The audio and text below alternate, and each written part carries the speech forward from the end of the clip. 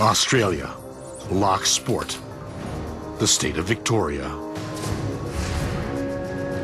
The small coastal town is home to only 800 people. It's under siege by a brutal killer. Kangaroo corpses litter the roadside with signature injuries. I've never seen anything like that before. It was torn to pieces, or, ripped to shreds. The killer remains unidentified.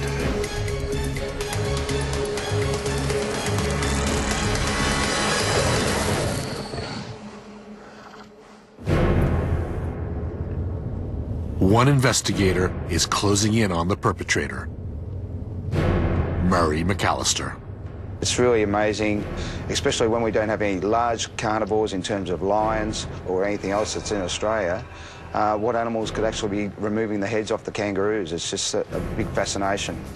Murray has been tracking the mystery beast.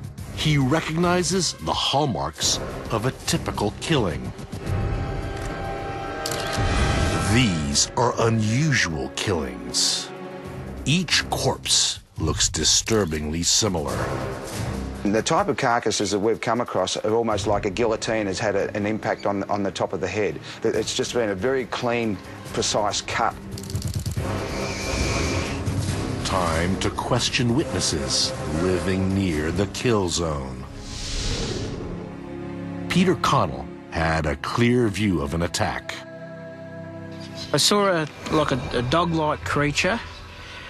I thought it was a German Shepherd, but when it opened its mouth to munch on, or have a crack at this bush wallaby, I mean, a normal dog will open, say, that far with its jaws to get a bite, where this one come right out and then latched onto it and literally crunch. Another witness spies the mystery beast up close. I could see this dog-like creature sort of walking very slowly just up this hill here. It had brown stripes on the back. It had a long tail, had a long head. It was fawny brown in color and the dark chocolate brown stripes. And it stopped for a minute and looked at me for a minute, walked up a little bit further, had a look around again at me, and just continuously walked very casually up that hill to the back of that other fence. And I just couldn't believe what I had. I was just really in shock. Based on the evidence, a prime suspect comes instantly to mind. Dingoes. These wild dogs chase their prey with unrelenting ferocity. They circle a flock of sheep, then move in for the kill.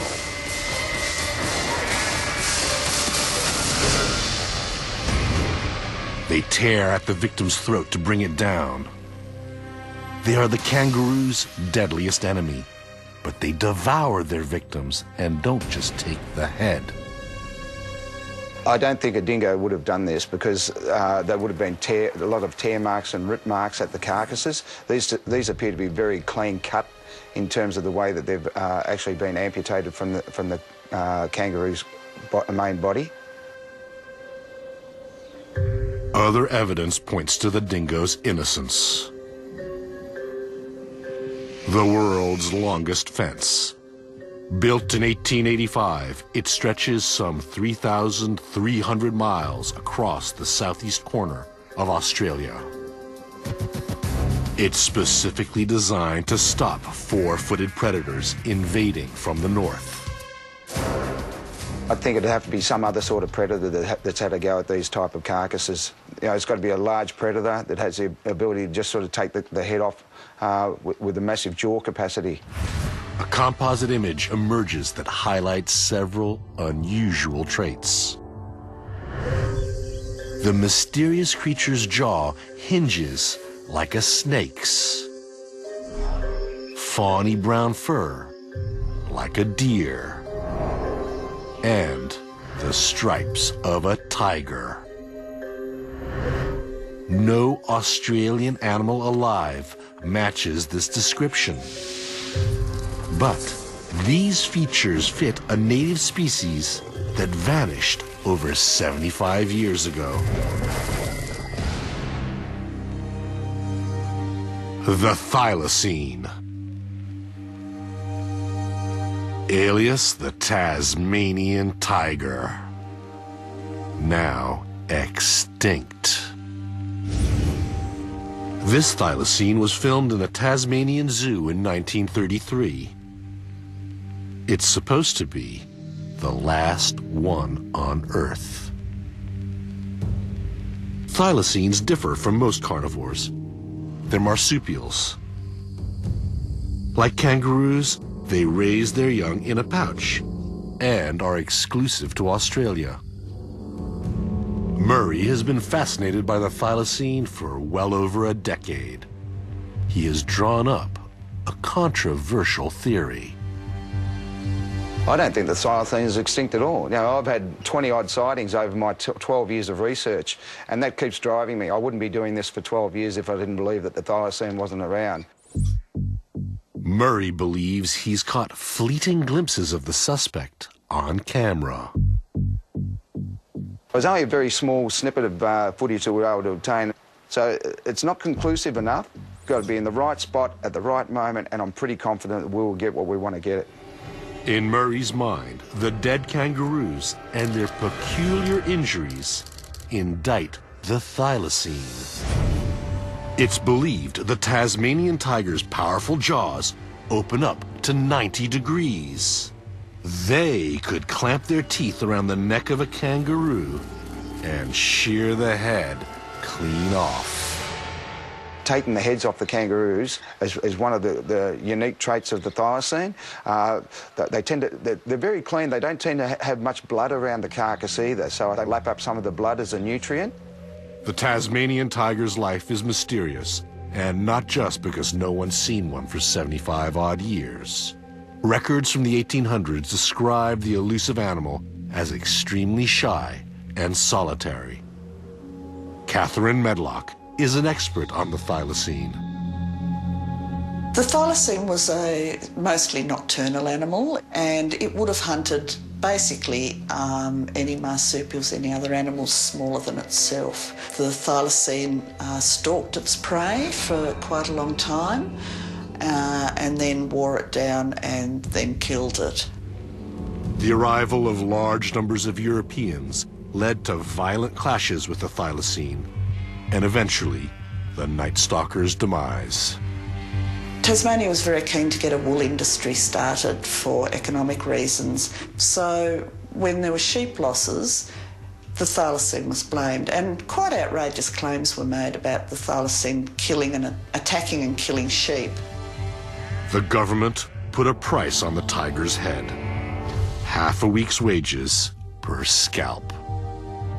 Well over 2,000 animals were killed under this scheme. Their bodies were taken to the police stations where the bodies were destroyed, and that was really the beginning of the end for the thylacine.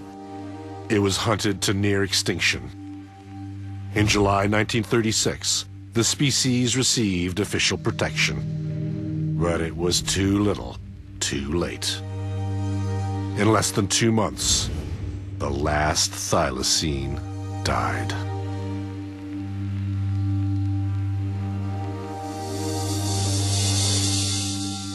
Now, over 75 years later, Murray's investigation suggests this may not have been the last Tasmanian tiger. Right throughout the entire country, there's been these sporadic sightings that are actually coming through, which is really good, encouraging sign that they might be on a bit of a resurgence on mainland Australia. You can't ignore what people say, but there's a lot of other factors there that need to be taken into account.